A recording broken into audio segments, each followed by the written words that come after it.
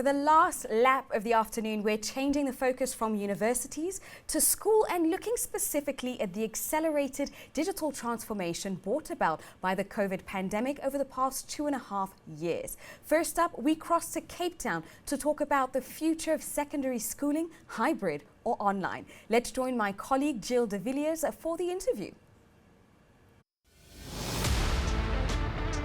The future of secondary schooling, hybrid or online, with Rob Paddock, CEO and founder, Valenture Institute. With a bulging youth population and a shrinking teacher base, technology and online learning can provide a springboard to bridge the gaps in face-to-face traditional learning environments. If we put the spotlight on the phase of secondary schooling, preparing pupils for tertiary education and the workplace, what role can online schooling take in improving curriculum offerings and bring quality education to especially underprivileged communities? Joining me now is Rob Paddock, CEO and founder of Valenture Institute. Rob, let's dive straight into it and find out what you think about online schooling and how it has changed since COVID. Indeed, Jill, and thank you very much for having me on.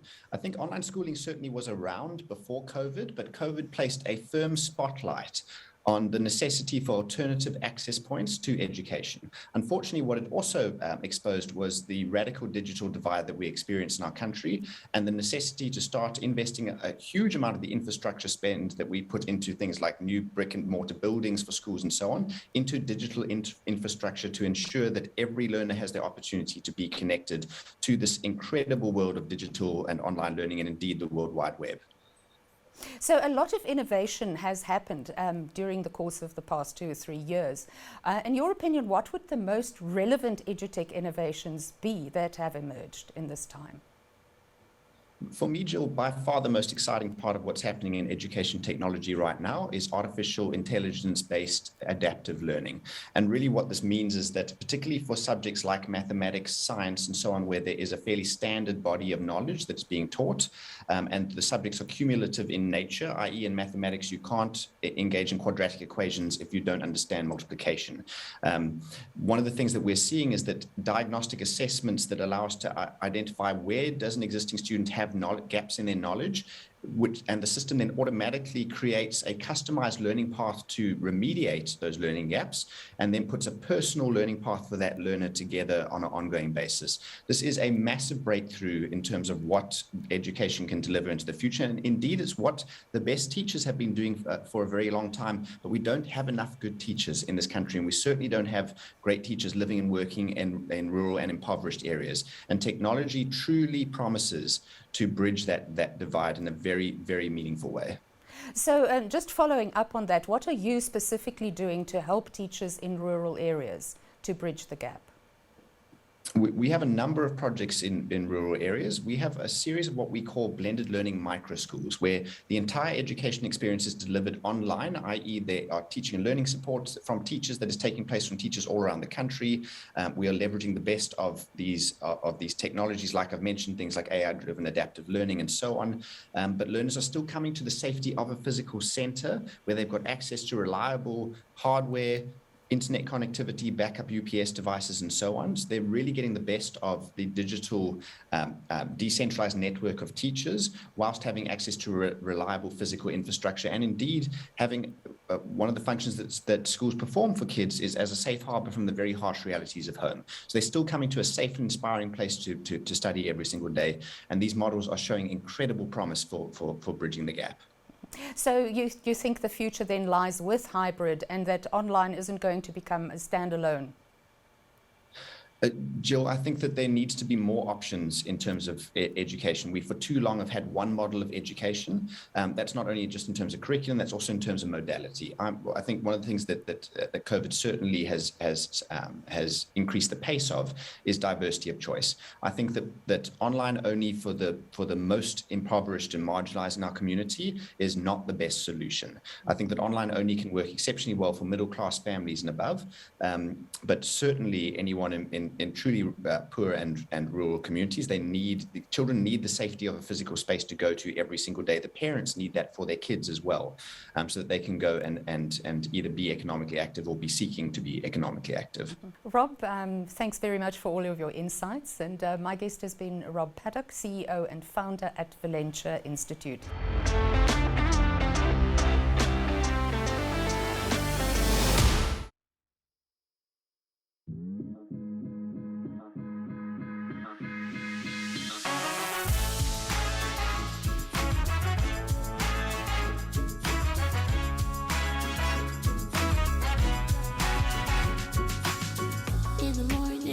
It's a new day, nothing holding me back, and I'm okay.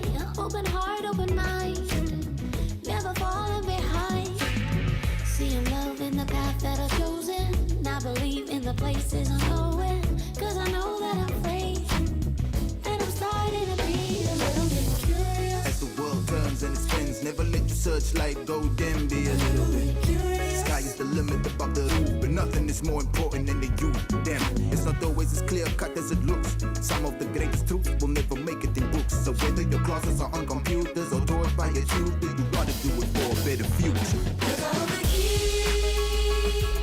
The future is wherever I will be. So we go with it and we grow from it. This is a dream. So I will take the opportunity. And we go with it and we go from it. Highs and lows. Wherever I go, my future I'm in control. Yeah, yeah. Let's never get old. Our stories unfold. We're breaking the mold, yeah. Over and over and over, a little bit curious. Ikambalam, Lia Kakasela, Ingondo yam, Ishapi Estingela, Mizamo Esekaya, Andi Sotelela, Dikutele. Spread love across the African continent, cause we know that's where the struggle is prominent. The mind is a weapon and you better sharpen it. Dreams don't pay bills, better get a scholarship or give me the finance. I'm gonna buy land or own an island just because I can. Travel my mind map, Egypt to Thailand, and see the whole new world. So we go with it and we grow from it, yeah. And no a better way to lead into our schools panel than with the school song of UCT Online High School, performed by multi-award-winning artists Good Luck, Shekina, Youngster CPT and Msaki. And so to the final panel of the day. Our topic is the school's business. Online learning has become increasingly accepted in the education sector, and this has been facilitated by advances in mobile networks and internet connectivity. Mobile learning is becoming more and more popular, yet there are large segments of the population who experience connectivity constraints or simply have no access. There is much technology can do to improve the way learning is delivered and accessed, but does a one-size-fits-all concept work, or will it increase demands of personalized experiences through digital means? Let's meet our panelists. Pindile Nkumane, Director of E-Learning, Gauteng Department of Education. Yandiswa Xhakaza, Director and Principal, UCT Online High School. Stacey Brewer, Co-founder and CEO, Spark Schools. Dean Makubri, Founder, My Social Life. And the moderator is CNBC Africa anchor, Tanya Habimana. And in kicking off this panel on the school's business, I want to find out more about the business of schools. And I'd like to ask you, Yandiswa, in opening up this panel discussion, what have been your learnings in setting up the UCT Online High School? We've had quite a lot of learnings because we're pioneering something new and we're pioneering it at scale. But some of the key learnings have been that children that age, between the ages of 12 to 19 years old, they're not all intrinsically motivated to learn, to wake up at a certain time, to get on with it and do what they need to do. So we had to introduce some stringent measures and put some hard deadlines and be a lot stricter than we initially thought we had to be. So that was quite a key behavioral lesson that we learned in the early days. And remember, UCT Online High School has only been in existence for 7 months. So it's still very early days, and we are learning a lot. We're learning that kids need to interact with other kids. The social aspect is still very important, and it is part of who we are as human beings, and that talking to each other, building that muscle and character around striking a conversation, just being socially connected is important, and we are encouraging them a lot. We're talking to guardians, we're making sure that they are not stuck in their homes every day just behind a laptop. So we're introducing different things, and a lot of it has been behavioral, than technical. So those are just some of the few lessons. I mean, I could list a lot, but I think those are sort of two top of mind. Now, indeed, those were the learnings from UCT Online High School. Now, they're a relatively new institution, but I understand that Gauteng actually, quite a while back, introduced paperless classrooms. I'd be quite interested to hear, Pindile, a little bit more about that, and what have been your learnings of that so far? Thank you very much. We introduced the paperless classroom of the future since the year 2014. And in the years, there has been a number of crucial learnings that we have learned. The first one is that our paperless classroom of the future is more a technology-enabled environment within the school. So we focused on making and converting, refurbishing our classrooms to be smart classrooms. We therefore introduced technologies that were relevant to the teaching and learning practice.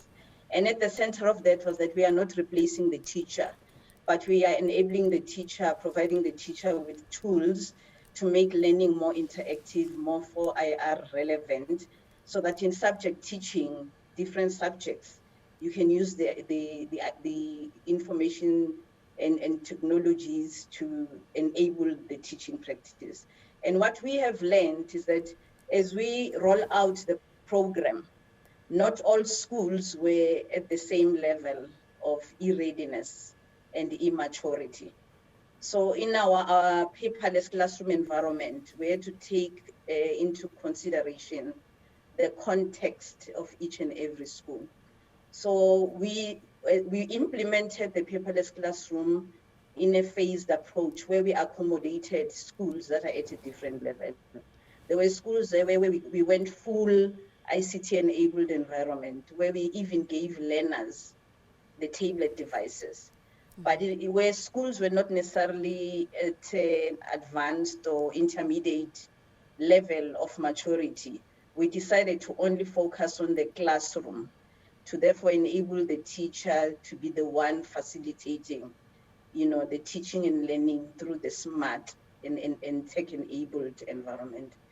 What is key that we also learned is that buy-in from the school itself was key, particularly from the teacher, because in our context, the teacher was the facilitator of the whole environment. And then, dependencies like reliable connectivity, safety and security issues are also things that we consider to be key in creating environments that are online in nature, as well as ICT driven. And finally, teacher training was also key, because at the center of the smart classroom of the future, the paperless classroom, the teacher was the main facilitator of the learning environment, allowing learners to engage better using technology. So you need to make sure that whatever you do is preceded by capacity building and change management.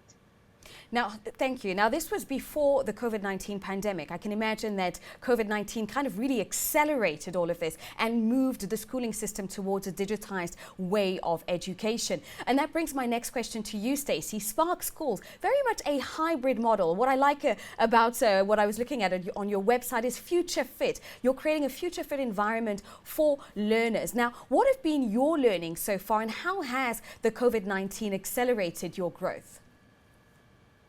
So thank you very much, Tanya. It's great to be on this panel. So a lot, I think, in the education ecosystem was really learned in terms of the role of technology in the education space. And I think we must just really emphasize what is the importance in terms of the role of technology. It shouldn't just be using it for the sake of using it. And for us at Spark, why we use technology and why we've integrated it into the learning process allows us to do two things. Firstly, it allows us to drive cost efficiencies within the system, for us to operate at a price point that serves families that are middle to low income, but it also creates a very data-rich environment so we can differentiate our instruction.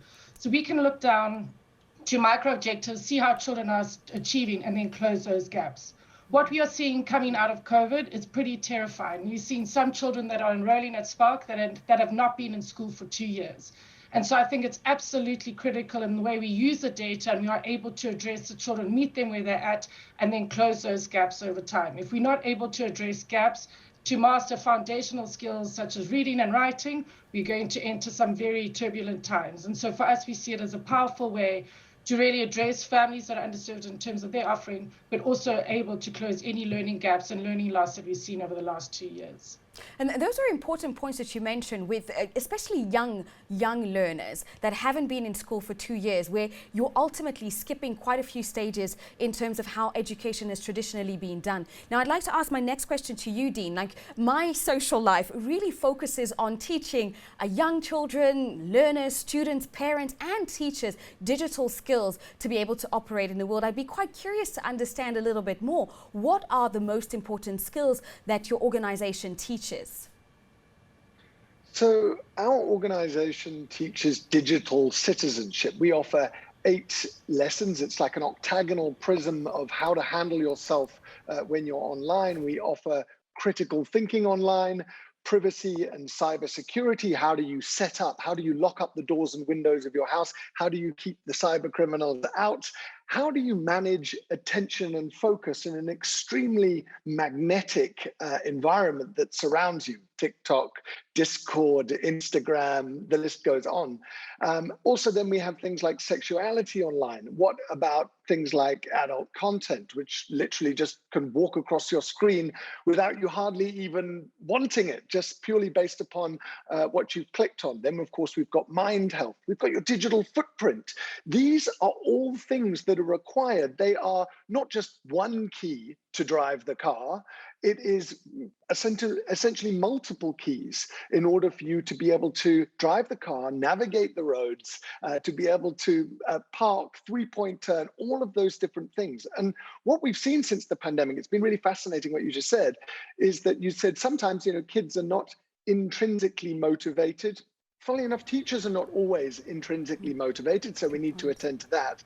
And we also need to understand that everybody's kind of jumped into online, but have we given them the tools to have a passport to be able to not just learn, but what happens when they are distracted? How do they find self-regulation? How do they work out that perhaps some of the people that they're speaking to in chat forums and communities, even when they're seeking online solutions to their e-learning, how do they work out they're safe? Because safer kids will then be smarter, and the smarter ones will be able to explore and excel. We're not about trying to get kids offline. We're trying to get them to use it online more safely, more smart.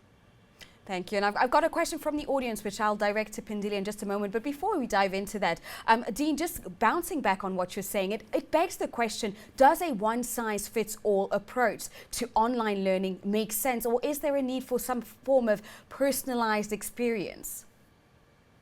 Look, I mean, I would certainly say somebody like Stacey would answer that much better than I am, given her experience with students. But the one thing that I do notice when we're actually dealing with students, I personally have taught in schools for many years, and now I've done a lot of teaching online, and now we have this EdTech program online. That is what I see, is that students come from different backgrounds, they come from different income brackets, they have different interests online, they have different competence, they display different confidence online. And yet there is kind of this one size fits all to some degree. As I say, Stacey and Pandile would Betty and Yandiswa would better answer this. But I think we do need to consider, we are finding some kids that have phenomenal digital potential, and it may not sit in the box of traditional education. What do we do with those kids? I met a child this morning in grade 4, and he is a phenomenal coder, and he has this ability, and that's all he wants to do. How much time would he get to explore that? Of course, he needs literacy, he needs maths, he needs the languages, he does. But how do we bring that in? So it's a great question. Maybe ask the other ladies. Indeed. Thank you, Dean. I'd like to ask this to Yandiswa as well.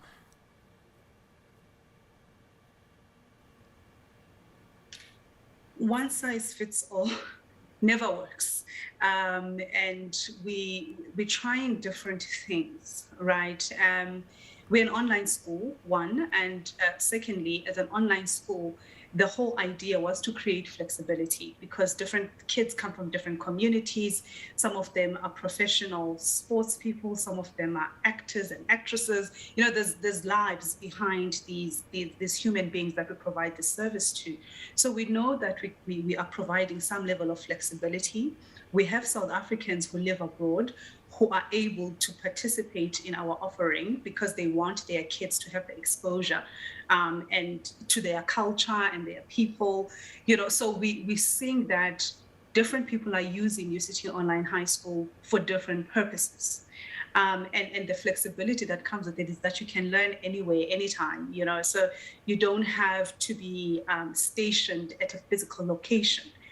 Some families are traveling and they can travel with their kids. So it's the use of it allows for anyone under any circumstances to use it. But in terms of the academic work that must be done, that must be covered, we're having to say, this is what needs to be done by this date. And even there, we create some level of strict flexibility. So instead of having one exam date, we will have 2 exam dates or 3 exam dates to create that flexibility that if you can't make it for this exam block, you can make it for the next one. And of course, the papers will be different.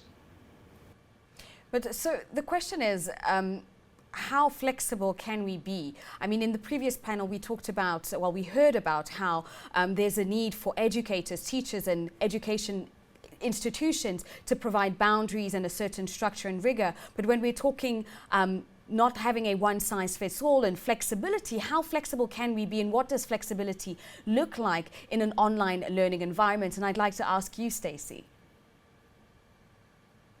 So when you refer to the term flexibility, I think what's more important is that we meet children where they are at and really focus on data-driven instruction. So the reality of living in South Africa, we've got children at different levels of competence across different subjects, as well as in the teachers also at different levels in terms of their level of experience and expertise. And I think what's important is that we can use data in terms of the role of technology to really differentiate the instruction. So really understand, where is a child struggling? What do we need to address that gap, and over what period of time can we close that gap? So flexibility is critical. The online space is one modality of learning, but the reality is if we can meet the children where they are at and close the gaps and drive mastery, we are achieving what education should be doing for our children.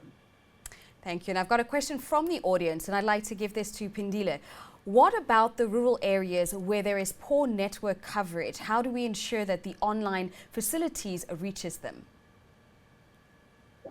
I think in our implementation of the paperless classroom of the future, we did include schools that are in the rural environment. And what we have done, as I said, we categorize schools according to their level of e-readiness. And then in the rural environments, what we did, we came up with a solution that is mobile in nature, including dongles for connectivity access in case there's no reliable coverage of bandwidth in the area. So we came up with a mobile classroom solution. So our paperless classroom was mobile in nature. So the schools will receive a full suite in terms of the unit, where they would have an interactive board, which is with a microserver preloaded with curriculum, digital resources that will enable the teachers to facilitate their subject specific areas based on the needs and expertise of the teacher, as well as the needs of learners. So our solution included a mobile suite that is all encompassing, including providing dongles as mobile connectivity units. Now, So even our mode of approach, my apologies, our mode of approach was to balance between online, but also introduce offline frameworks to enable schools to still continue, even if there are problems with connectivity. So what we then did is it's a hybrid model of mobile classroom solution that enables teaching to still happen in case the school needs to go offline for one reason or the other. But all solutions were very context driven, and they were looking at where the school is at in terms of readiness. Indeed, and you've actually answered my second question. I wanted to ask you the Gauteng perspective on blended learning. Is there anything else that you'd like to add to that? Just to add, before we started with the paperless classroom of the future, we did some studies to look at different models that we can use as a province. And we looked at our own context. So there were 4 models that we decided to choose from. And we ended up choosing one model and we're moving to the other. The first model we looked at was the minimal tech model, where we understood that learners are bringing cell phones in schools. So we know that in certain schools, the teachers and the school management will agree for learners to bring their own devices. So we knew that there is some minimal coverage in our province. However, we then decided to take the second model, which is the technology-enabled model. Hence, we then called the project the paperless classroom of the future. But the next model that we're looking at now, which is the blended learning model. So our aspirations are towards the blended learning model, because in the tech-enabled learning model, the teacher, as I said, is more the driver, the facilitator, and we've got e-lesson plans, we've got the diagnostic reports that are telling us which content to focus on, where the areas of need for schools are.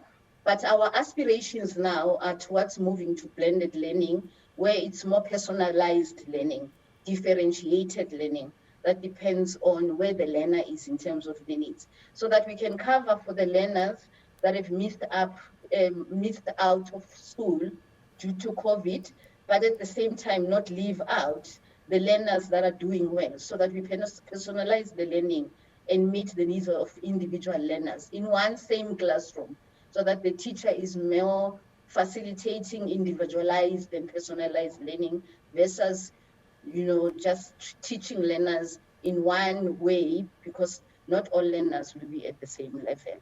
Indeed.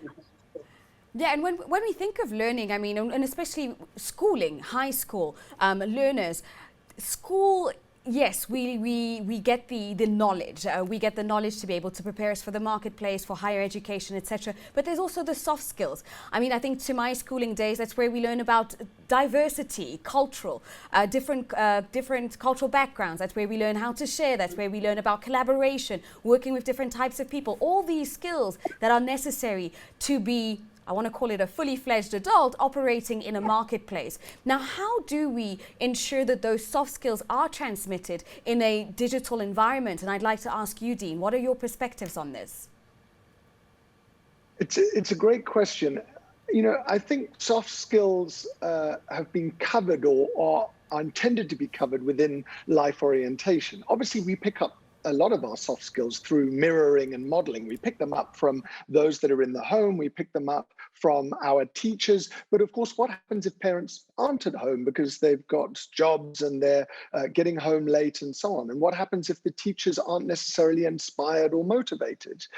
So what we believe now is that what is required is modern life skills. We need to make sure that we are translating what does this look like in an online world. We need to communicate soft skills and modern soft skills in an online context, because what are kids doing? We are seeing a very significant increase in their online use, those that have access to devices.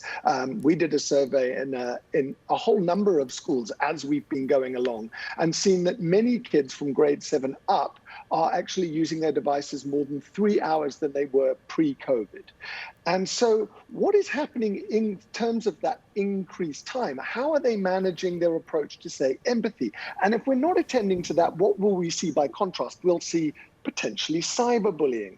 And of course, what about other aspects of, say, like generosity and kindness and those types of things? So the one thing that we do know is that we are now in a very modern context which is not going to relent. Everything's only going to continue on its path of evolution or revolution. We're going to see augmented reality, we're going to see virtual reality, the price points of those devices are coming down. Social media, as even we know it now, is going to change over the next couple of years. So we're going to need to really understand that LO is extremely important. Soft skills is as important as ever, because to some degree we're a little bit detached. Our focus is a little fragmented, and also we're spending a lot of time isolated and away from each other. So we're going to need to understand what it is to be human, but we're going to need to understand what it is to be human online.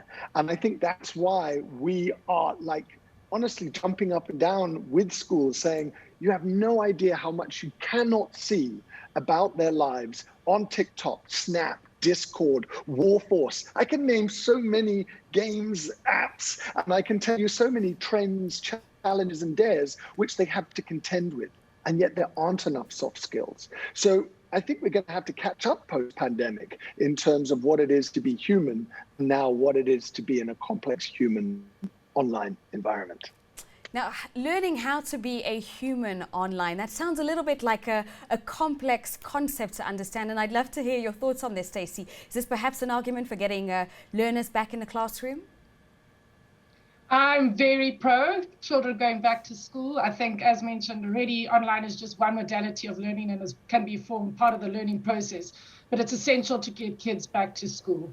We've seen a huge difference in terms of having them in school versus having them remotely or in cohorts. And really what's critical there is really enabling and supporting their social emotional learning. So we don't refer to it as soft skills, but really focus on developing their social emotional learning, and in particular with their peers in collaboration. And so at Spark and through our culture, we're able to reinforce our core values and the behaviors that we want to see within our scholars of service, persistence, achievement, responsibility, and kindness. And we can definitely see a big difference in the way that the children are behaving by being back at school compared to what it was previously during the pandemic, because there was huge social issues that have come to light post-COVID as well, but during COVID. But it's absolutely essential to get kids back to school and get them in an environment that is safe, that they're able to learn, and that they are able to connect with their peers. It's great to have different perspectives always. Yandi, so I'd like to ask my next question to you, and I'd actually like to turn the focus away from the learners and towards the teachers. How can we prepare and equip teachers to be able to best deliver the content to the learners? What are your thoughts on this? Yes, certainly. Teachers' roles in an online environment are so different, right? Significantly different. And I think it is important for higher institutions of learning, training teachers to incorporate what is happening in the actual space. Because what we're finding is that some teachers are taking a lot longer to adapt, a lot longer to understand what it takes and what the requirements are. Because in our context, for example, data analysis is important. It's important for a teacher to be able to look at their dashboard, try to understand what the data is telling them and know where to intervene and how to intervene depending on what the data set is telling them. So teachers are now becoming data analysts, right? And it's a core skill if you're going to be able to teach in an online environment. But also understanding that when you are teaching in an online space, it's a different ballgame altogether than having kids in a physical classroom. So yes, absolutely, teachers are needing to actually high institutions of learning, doing teacher programs and teacher training must incorporate these new ways of teaching. Now, this also begs the question of how equipped are we to, because on the one hand, we need to be able to provide training and to equip teachers as well as learners, as well as having the infrastructure, the connectivity to be able to deliver online schooling. So, Pindila, I'd like to ask you, what are the ecosystem developments that are required within Gauteng to be able to really have this integrated future of education learning model? Okay. No, thank you very much. I think in Gauteng, what we have identified are 5 pillars that will be the key requirements for us to look at, for us to take education towards the future. The first one that we have identified is that there's need for wide access in terms of connectivity. So we really need to put emphasis on getting the infrastructure correct and right. Because once we have that, then it means access and equity is accelerated, because we would have access to different platforms, different applications. We'll be able to do collaborations. We will have access to virtual classroom environments. We will also then be able to also implement, online learning. At the present moment, we don't have norms and standards that are guiding online learning. However, the government is taking, this as a key issue that needs to be addressed so that it's properly legislated. But what we have seen is that even if we do legislate it, wide access to connectivity, reliable connectivity is key. Then secondly, it's issues of access to digital resources that are relevant to end users. In this context, it will be teachers having access to relevant resources to enable them to move from one level of competence to the next, so that even those teachers that are still reluctant to use technology are accommodated, where lesson plans are made available easily for them to access. And then that will enable them to gain confidence and also be willing and be efficient in the new mindset of understanding that technology is here to stay. So part of that goes with obviously ongoing training and support, which is pedagogic in nature, because in the education environment, you can't live up the cognitive skills that we still need to develop. But in addition to that, we also need to put emphasis on the 4 IR skills and the soft skills that we need to be focusing on, so that learners are not only academic when they go through the 12 years of schooling, but they also become industrialists and they're able to do robotics and coding and be able to apply the knowledge while they're at school rather than waiting for the world of work. Yeah, and absolutely. The other one is the ongoing support, as well as allowing innovation to happen in our space.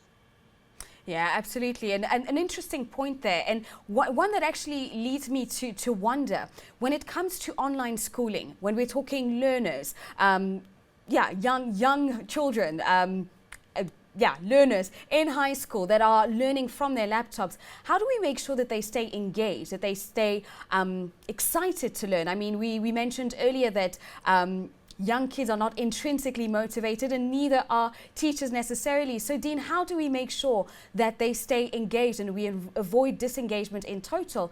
And I also want to ask about, how do we make sure that we care for the mental health of the learners? I mean, I think the topic of the teachers that we've been touching on is extremely important. So in the work that we do, as an example, we don't just train the students, we also train the teachers, and we also train the parents. We're trying to show them what is the dark and the light of the net. There is so many challenges and so many opportunities. We need to remember that the net has literally billions of doors, creators, teachers, instructors, coaches, and yet sometimes we box ourselves in because of the curriculum that we have. Now, I'm not knocking the curriculum at all. What I'm saying is that there are so many supporters out there that can inspire either teachers or the students to suddenly latch on to something and say, I like that. I get that. That's now better explained.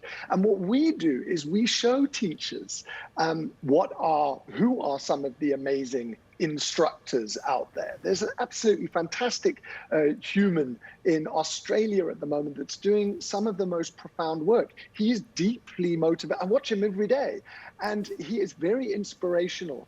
And there are also, we've got to remember that the students and the teachers and the parents are all dealing with life, and that everybody really, to some degree, has the shared purpose of wanting to do their best, and yet we don't know how. So what we need to do is we need to have somebody that can show you what's behind the doors as a teacher, as a student. For example, you're not going to believe this, but there are some incredible maths tutors on TikTok. Yes, I said it. And that's not that I want people to be on TikTok unless their settings are appropriate, unless they're self-regulated. But you would not believe that there are some of the most amazing supporters, and kids are happy to learn from them. So what we need to do is we need to have that framework of curriculum. We need to understand where we're headed. We need to have the teachers, but perhaps they need support. They need inspiration about what is available to them. And I think that's what's really interesting is, to some degree, I don't feel like that we at My Social Life sit inside the education system. I feel like we're rebels or disruptors. Yes, I probably shouldn't have said that out loud on CNBC Africa, but ultimately there is so much out there. And that's the space that we live in. We're trying to show everybody what is possible right under our noses. And I really believe even with government, you'd be amazed with how we could inspire teachers and we could show them. You know, I wanted to just say one thing about connection. This is really important. There's an app in the East called Share It. It has 2.4 billion downloads, 20 million users in South Africa, but to some degree relatively invisible. Do you know what it does? It does zero data file sharing, a little bit like AirDrop for iOS. That means, and it's been done in India to a great extent, that means that you can take a teacher that receives the information and he can AirDrop the assessment, the quiz, the information to somebody. You may not even need Wi-Fi. What you need to do is we need to teach the teachers how to get this access, once again, using the global technology that's already out there, and then supply that to them, and then they can proliferate it at zero data. Because our cell phone companies are not helping us. We are 147th in the world in terms of how expensive we are. We are 147th in terms of being the cheapest. So there's only like 50 countries that are worse off around data. That is absolutely crazy in our country. And there are solutions like Share It, which are being adopted in the emerging market because it's zero data file sharing. It's right under our noses. We just need to get somebody to show us where this stuff is across the board. Data, teachers, students. Absolutely. Now, Dean, I'm not surprised. I'm on TikTok and I follow quite a few teachers, actually. In fact, one of my favorite ones shares answers that his students gave to him as a way to showcase creativity. So I'm not surprised at all. But Stacey, I'd like to hear from you. Have you had to adapt the way in which you teach to be able to cater, on the one hand, to the mental health and the well-being of the learners, and on the other hand, to ensure that they stay engaged? So in terms of the mental health and well-being of our scholars, it's been very much integrated into the culture and the way we operate at Spark. You know, starting from our Sparks Fly in the morning, which we have our Sparks Creed, and then we have care circles, and then just really connecting where we can with each and every child to see where they are at. I think it's even more important coming out of the pandemic, and we need to remember we're human first. overall, we only use a quarter of our days in terms of the technology space. So it's not such a predominant use of time within the school day, but for overall the values and the social emotional learning and the focus on their mental health and well-being is absolutely critical. We need to address that first and foremost before we can close and look at all the academic gaps that we are seeing in order to make sure that our children are able to get up to pre-pandemic levels. Great, thank you for sharing that. And Yandi, so I actually want to ask you, I mean, this is a school, UCT Online High School, that operates entirely online. How have you been impacted by load shedding? Oh, it's a terrible nightmare. So load shedding is, I mean, we can only, in most cases, we tell, in fact, all the time, we tell our parents that they need to get UPS systems. But even then, right, we've been badly affected, particularly around exam time, where learners are trying to write a test and they were not aware that there would be load shedding, and load shedding happens. So we would then have to reallocate a separate date. There's a lot of work in the back end because now we need to draft a new paper for those learners who were interrupted, you know, by load shedding to write on a separate date. So it is a bit of a nightmare. It is an inconvenience, and I really think it is something we must fix. It's just not sustainable for us to keep working in this way.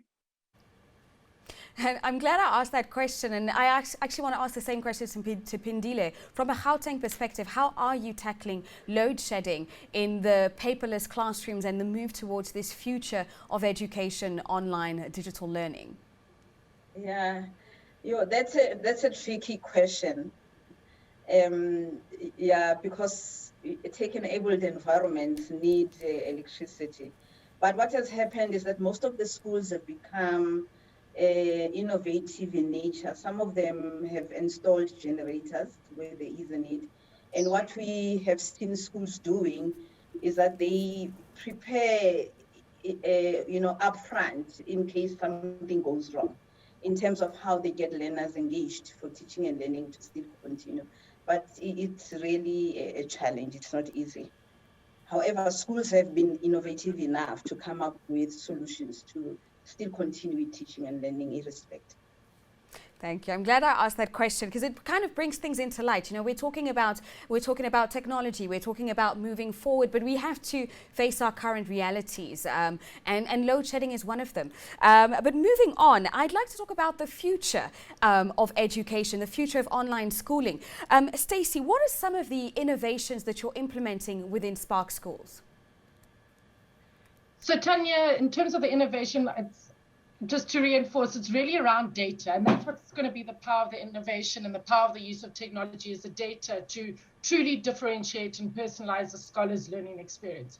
Because we are living in a world, as mentioned, that in terms of variance with regards to their level of competence and academic achievement, it's important to meet the children where they're at and close those gaps over or depends on a period of time. So around the focus on data-driven instruction, how can we become stronger in that space as the children move through the different phases of their schooling career, so that we are able to address them where they're at, drive the mastery, and make sure that our kids are ready for the future with regards to whatever they're able to do because they've got strong foundational skills.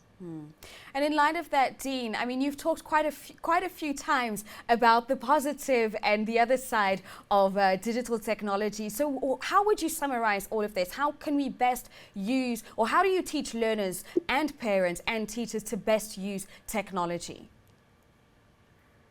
Yeah, I think it's not just use technology. It's about engagement. We were just talking about engagement. We were just talking about innovation just now. It's really important. For me, innovation is actually about inspiration and memory, the fact that stuff is actually retained because you were able to suddenly see it or you understood it. It like latched in.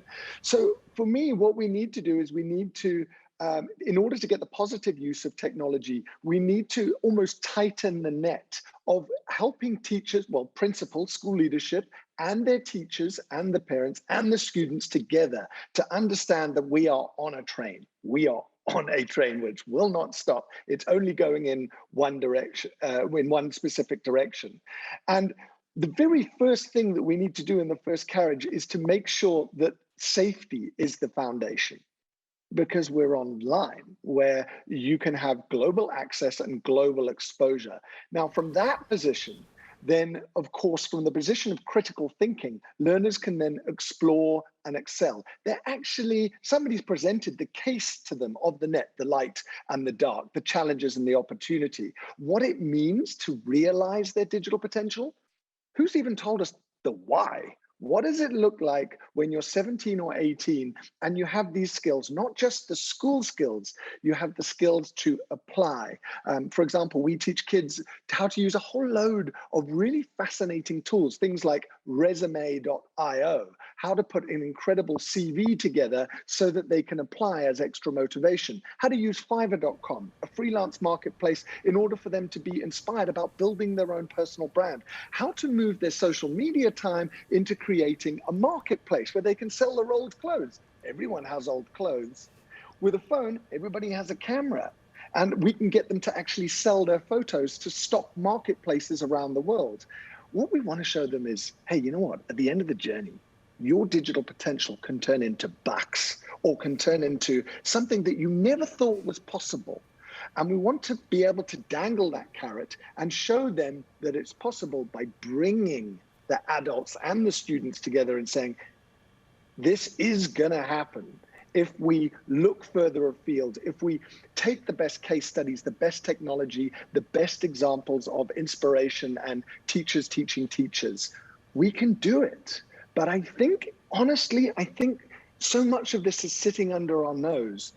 We just don't realize that it's sitting inside the internet. In a way, one of the things that we are worried about, how are we going to handle this, is sitting out there. It's just that we have to get somebody to show us how. We need the government to lead the way. It's honestly all there. Lots of countries are doing the most amazing things in terms of the fourth industrial revolution. Yeah, it's indeed. there.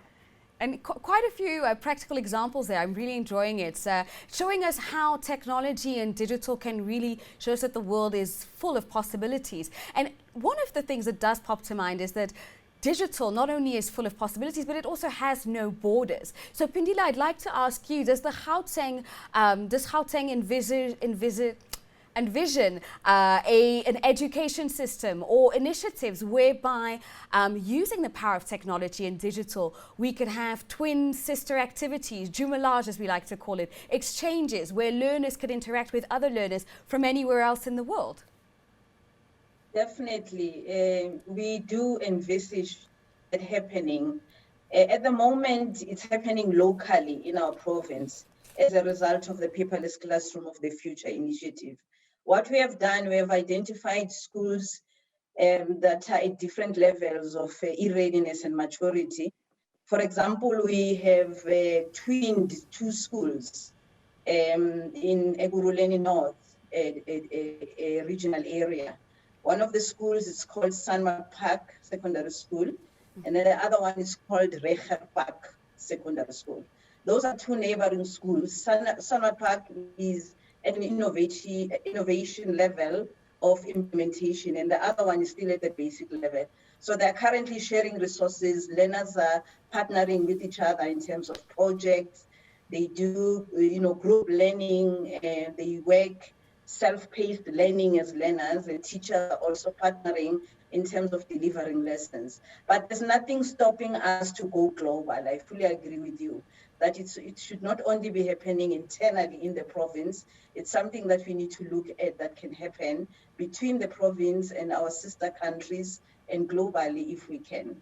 And as a global African, I'm really excited to hear that. Stacey, how are you tackling, or let's say, how are you embracing the aspects of collaboration, partnerships within Spark Schools?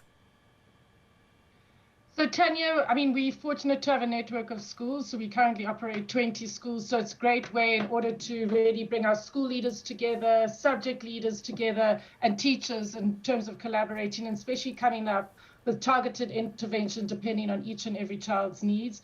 I think now coming out of the COVID situation, and according to Nick Spall, it's going to take the country over 10 years to get up to pre-pandemic levels. I think it's critical that we all work together, government, school operators, ed tech providers do what we need to do in a very focused and collaborative effort in order to serve our children and really serve them where they are at, because we do not have time to wait as a country to catch up to that pre-COVID levels. And for us, I think it's a great opportunity for us to work together. We saw great collaboration over the COVID period with the various providers, and I think we need to continue with it.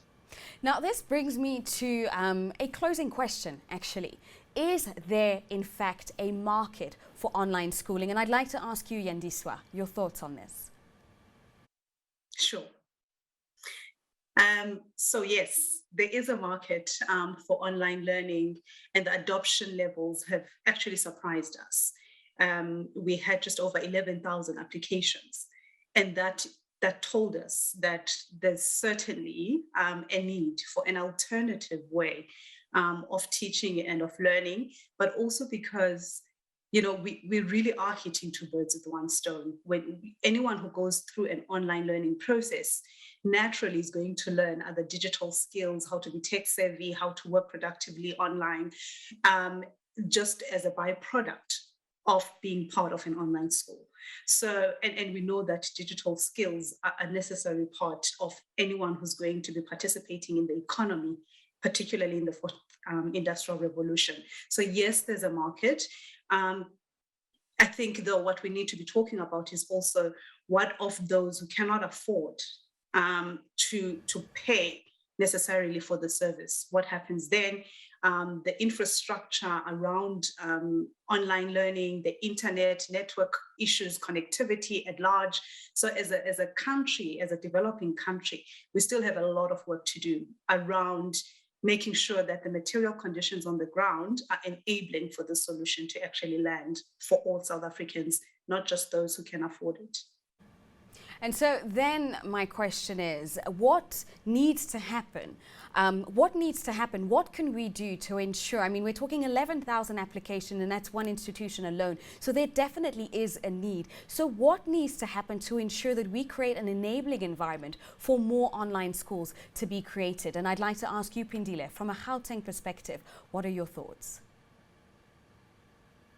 Thank you very much. I think the question you're posing is even relevant to the National Department of Education, because what we need to do is to put legislation together to have norms and standards in terms of what we expect, you know, online learning to be about.